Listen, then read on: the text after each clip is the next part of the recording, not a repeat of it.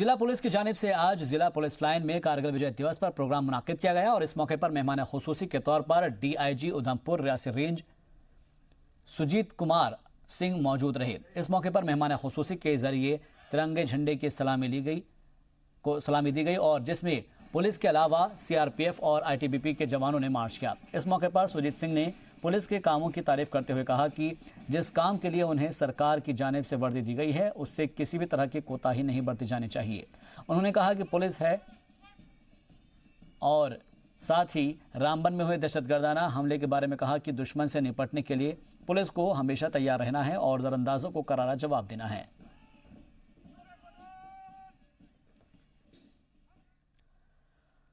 उधर पूरे मुल्क की ही तरह पुंछ में भी कारगिल विजय दिवस बड़े ही धूमधाम के साथ मनाया गया, जिसमें सैकड़ों की तादाद में स्कूली बच्चों ने हिस्सा लिया। पुलिस फोर्सेज और जवानों ने हिस्सा लेते हुए कारगिल जीत के 20वीं सालगिरह पर शहीदों को याद करते हुए उन्हें खराज अकीदत पेश की। इस मौके पर जिला पुलिस की जानिब से पुलिस लाइन पुंछ में एक प्रोग्राम मुनाकिद किया गया, जिसकी सदारत एसपी राजा आदिल मजीद और डीएसपी हेडक्वार्टर मोहम्मद एजाज भट्ट ने की, जबकि एसएसपी पुंछ रमेश आंगराल बतौर मेहमान खुसूसी मौजूद रहे और तिरंगा फहराया। पुलिस और स्कूली बच्चों ने मार्च पास्ट करते हुए तिरंगे को सलामी दी।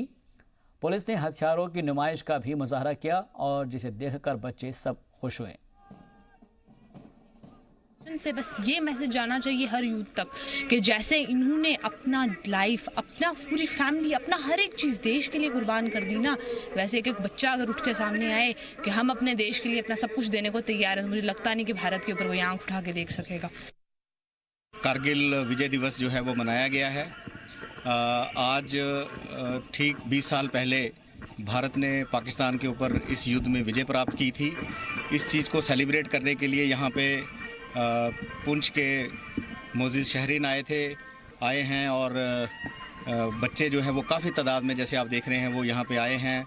हमारी जो सिस्टर एजेंसीज़ हैं, एसएसबी, सीआरपीएफ, उनके ऑफिसर्स, उनके जवान, उन्होंने यहाँ पार्टिसिपेट किया।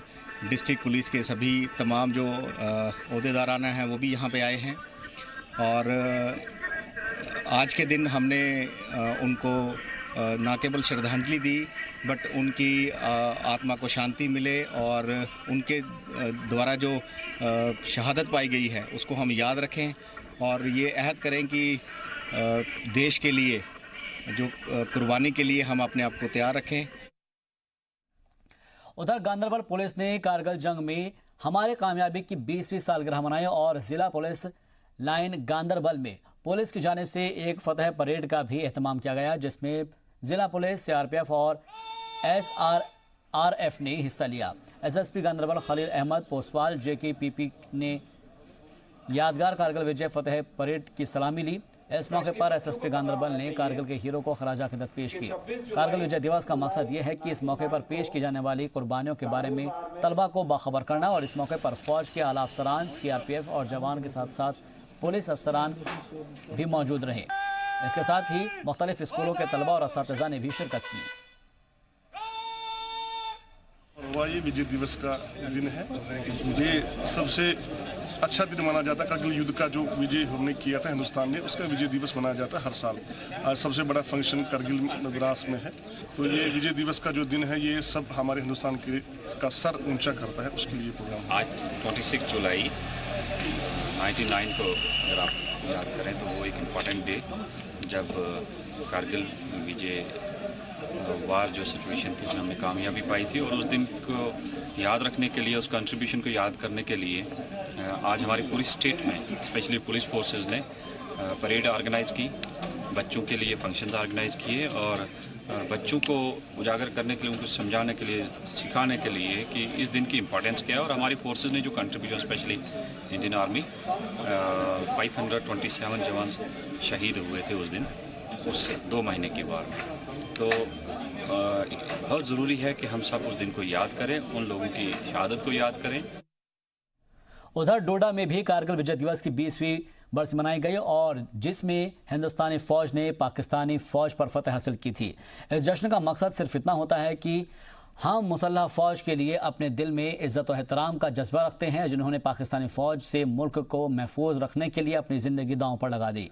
डोडा के पुलिस लाइन में कारगिल विजय दिवस का जश्न मनाया गया। इस मौके पर एक परेड निकाली गई, जिसका एहतमाम डोडा पुलिस ने किया। इस परेड में CRPF और मुसल्लह पुलिस ने भी हिस्सा लिया।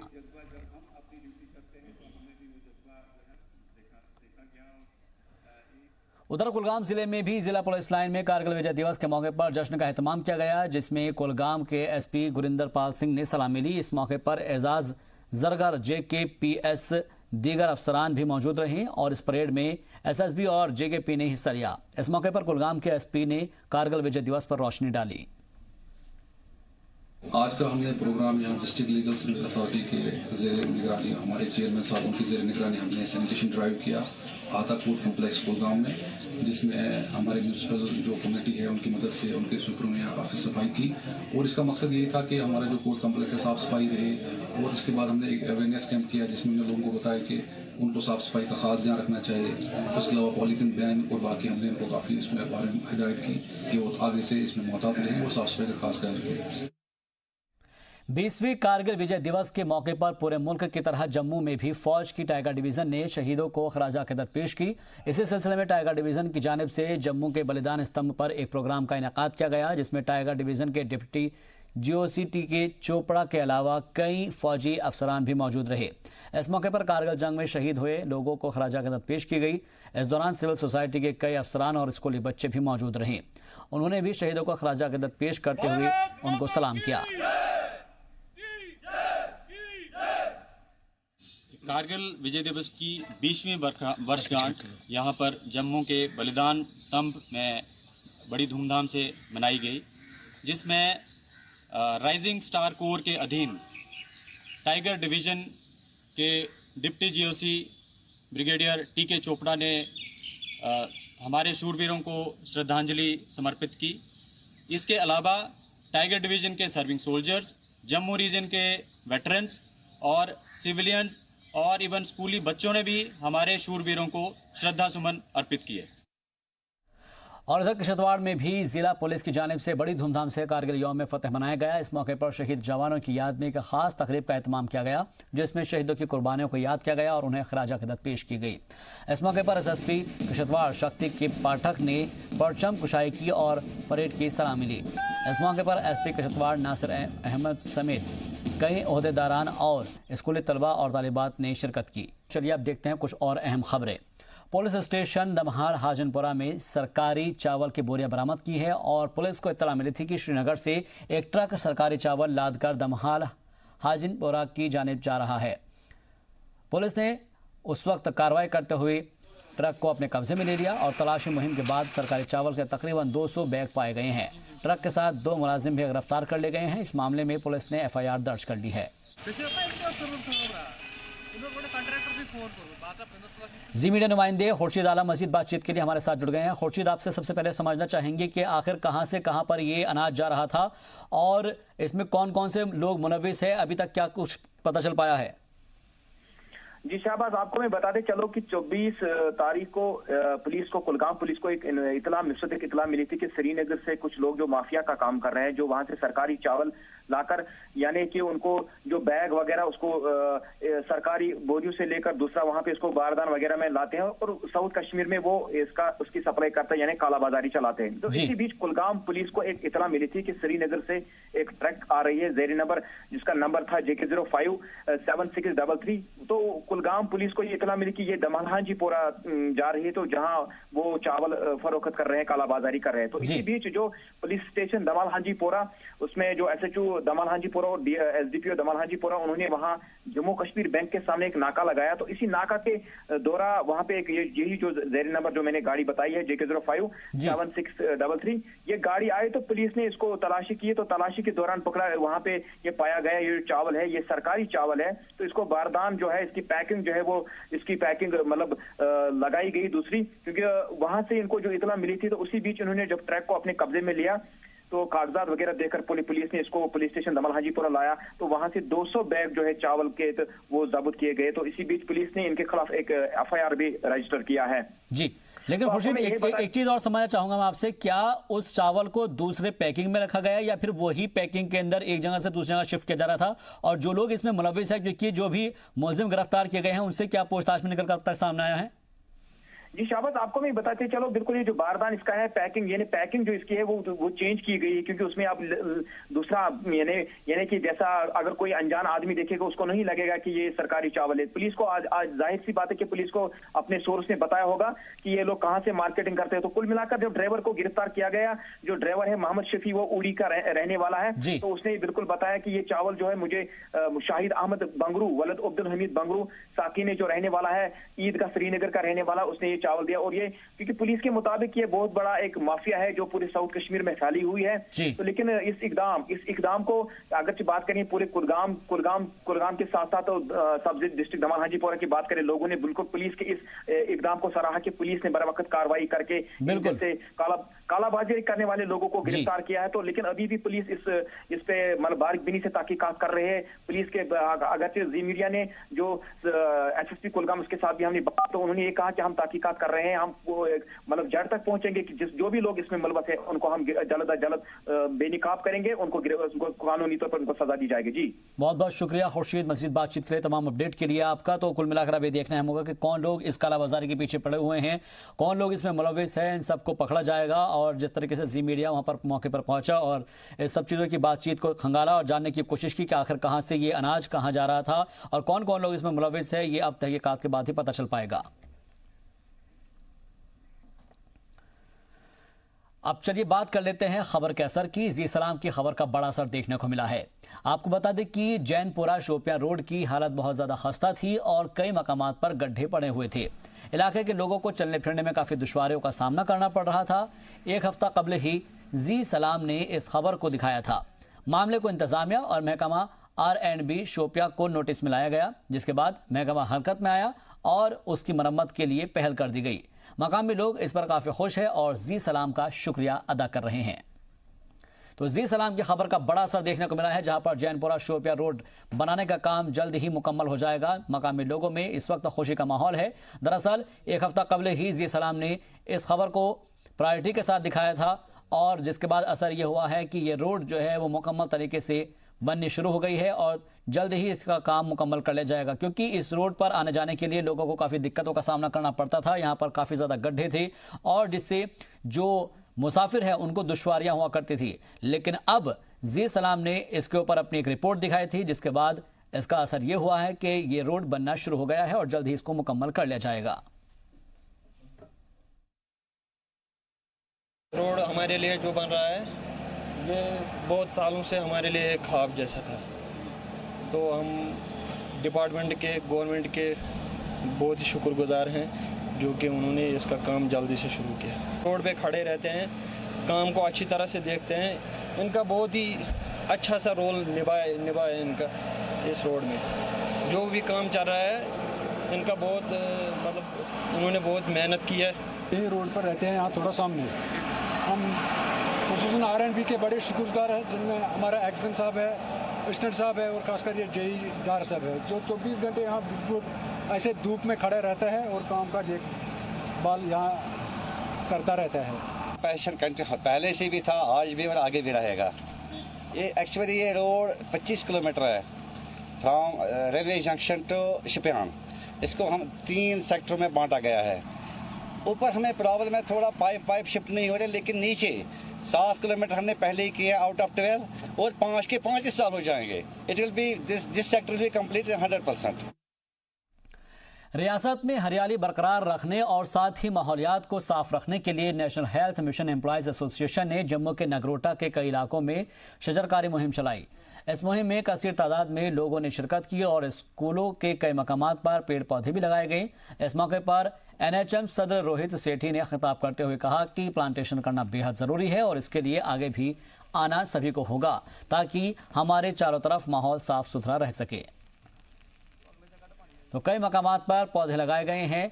आपको बता दें कि जिस तरीके से लगातार पॉल्यूशन बढ़ता जा रहा है उसमें इस चीज़ की ज़रूरत काफ़ी है, जहां पर जम्मू में शजरकारी मुहिम चलाई गई और इसमें कसीर तादाद में लोगों ने शिरकत की। साथ ही कई मकामात पर पौधे लगाए गए ताकि जो आसपास का जो एनवायरनमेंट है वो साफ हो सके और लोगों को सुकून की और राहत की सांस मिल सके। आज जो मेगा प्लांटेशन ड्राइव जो NRHM की तरफ से जो आज इधर हमारे मिडिल स्कूल छोटा में जो चलाया जा रहा है, हमें इसकी बहुत ही खुशी है और हम चाहते हैं कि आने वाले टाइम में जो है हमारे आबो हवा जो आने वाला जो भी प्रदूषण है उससे हमें मुक्ति मिले और ये बहुत अच्छा एक इनका स्टेप है। मैं इनकी बड़ी आभारी हूँ।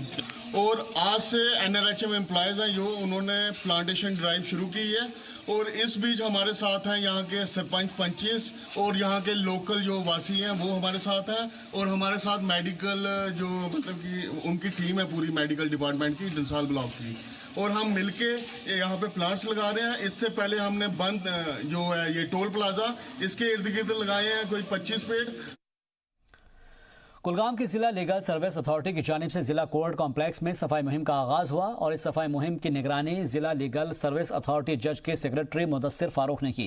इस मौके पर कोर्ट से वाबस्ता अफसरान के साथ म्यूनसिपल कमेटी कुलगाम का अमला भी मौजूद रहा। सफाई मुहिम में जली कोर्ट के अहाते और कोर्ट के इर्द गिर्द सफाई की गई। इस मौके पर एक बेदारी मुहिम प्रोग्राम का भी इनेकाद किया गया जिसमें वकला के साथ साथ आम लोगों ने भी शिरकत की। इस मौके पर DLSA के सेक्रेटरी मुदस्सिर फारूक ने कहा कि सफाई के तय मुमकिन है जब तक पॉलीथीन को हम बर्बाद नहीं कर देते। आज का हमने प्रोग्राम यहाँ डिस्ट्रिक्ट लीगल सर्विस अथॉरिटी के ज़ेरे निगरानी हमारे चेयरमैन साहब उनकी ज़ेरे निगरानी हमने सैनिटेशन ड्राइव किया आता कोर्ट कम्प्लेक्स कुलगाम में, जिसमें हमारे म्यूनसिपल जो कमेटी है उनकी मदद से उनके स्वीपरों ने यहाँ काफ़ी सफाई की और इसका मकसद ये था कि हमारा जो कोर्ट कम्प्लेक्स है साफ़ सफाई रहे। और उसके बाद हमने एक अवेयरनेस कैंप किया जिसमें हमने लोगों को बताया कि उनको साफ़ सफाई का खास ध्यान रखना चाहिए। उसके अलावा पॉलीथीन बैन और बाकी हमने उनको काफ़ी इसमें बारे में हिदायत की कि वो आगे से इसमें मोहतात रहें और साफ़ सफाई का खास ख्याल रखें। वादी में मुख्तलिफ मकामात पर बारिश का सिलसिला जारी है और आज भी कई मकामात पर बारिश हुई है जहां पर लोगों को राहत तो दी है लेकिन लोगों को परेशानियों का सामना भी करना पड़ रहा है। वहीं दरियाए चिनाब में पानी खतरे के निशान से ऊपर आ जाने की वजह से लोगों की परेशानियां मजीद बढ़ गई है। पेश एक रिपोर्ट। बारिश रहमत भी है और जहमत भी। कई दिनों से हो रही बारिश से जहां लोगों को राहत मिली है वहीं कई मकामात पर लोगों की परेशानियों को इस बरसात ने बढ़ा भी दिया है, जिसमें एक चिनाब वैली भी है। चिनाब वैली में पानी का लेवल मुसलसल बढ़ रहा है और खतरे के निशान से ऊपर पानी बह रहा है, जिसकी वजह से लोगों की परेशानियों में लम्हा ब लम्हा इजाफा होता जा रहा है। लोगों का कहीं आना जाना मुश्किल हो गया है। दरियाए चिनाब के उफान पर पहुंच जाने से मकामी लोगों को मजीद खदशात और खतरात लायक हो गए हैं। देखो सर, मैं भी डोडा हमने सुना ऊपर सिटी में, तो मैं भी ये देखने के लिए आया, तो इसमें तो ये लोगों का खतरा ही निशान सामने आता है कि जो चिनाब के आसपास में बस्ती है तो इनको खतरा ही है। अच्छा, क्या चाहिए लोगों को? क्या करना लोगों को कहीं साइड पे जाना चाहिए। यहाँ इसमें एडमिनिस्ट्रेशन है, कुछ भी है, उनका इंतज़ाम करना चाहिए। ये तो एडमिनिस्ट्रेशन का काम है इनका बंदोबस्त करना जब तक के पानी कम हो जाए। बताया जा रहा है कि बगलिहार प्रोजेक्ट जो रामबन में है वहाँ पानी रोके जाने के सबब पानी का लेवल बढ़ रहा है। मकामी लोगों का कहना है कि जब भी तेज बारिश होती है तो चिनाब नदी के पानी का लेवल बढ़ जाता है। कि जैसे आप देख रहे हैं कि वेदर की वजह से काफ़ी सारी ऊपरी इलाकों में बारिश हो रही है, उसकी वजह से पानी का स्तर, वाटर लेवल जो है वो इंक्रीज़ कर दिए गए हैं, बढ़ गए हैं नेचुरली। और कुछ दिनों पहले जो वो डीसिल्टी का भी प्रोग्राम वहाँ पे डुलहस्ती में चल रहा था, इसकी वजह से भी वाटर लेवल्स कुछ बढ़े हुए थे। इसलिए आपके माध्यम से और एक बार मैं लोगों को अपील करना चाहूँगा कि इन एरियाज़ में नदी के आसपास जो है वेंचर आउट ना करें। एडमिनिस्ट्रेशन की तरफ से पूरे मामले को कंट्रोल करने के लिए SDRF की जो बोट है और SDRF की जो हमारे जो लाइफ जैकेट्स है और लोग हैं उनको ऑलरेडी इन पोजीशन वहाँ पे रखा गया है। चिनाब वैली में दरियाए चिनाब की सतह अब खतरे के निशान के ऊपर चले जाने से लोगों में खौफ और हरास का माहौल बना हुआ है। बच्चे सहमे हुए हैं। पानी का लेवल बढ़ जाने से डोडा घाट लिंक रोड को भी खतरे का अंदेशा है, क्योंकि रोड के करीब ही नदी बह रही है। अभी के हालात देखकर लोग यही उम्मीद और दुआ कर रहे हैं कि पानी का लेवल किसी भी तरह कम हो जाए। ब्यूरो रिपोर्ट, जी सलाम। हुकूमत सयाहत को फरोग देने के लिए करोड़ों रुपए खर्च करती है ताकि वो कश्मीर में सयाहती मकाम को मजीद खूबसूरत बना सके, लेकिन जम्मू इलाके में एक सयाहती मकाम है जिसको हुकूमत नजरअंदाज करती आ रही है। पटनी टॉप अपने कुदरती खूबसूरती की वजह से सयाहों को अपनी जानिब राग़िब कर रहा है, लेकिन हुकूमत की नज़रअंदाजी की वजह से वो सहूलियात से महरूम है। साथ ही महकमा सयाहत इसकी तरक्की के लिए मजीद फंड रिलीज नहीं कर रहा है।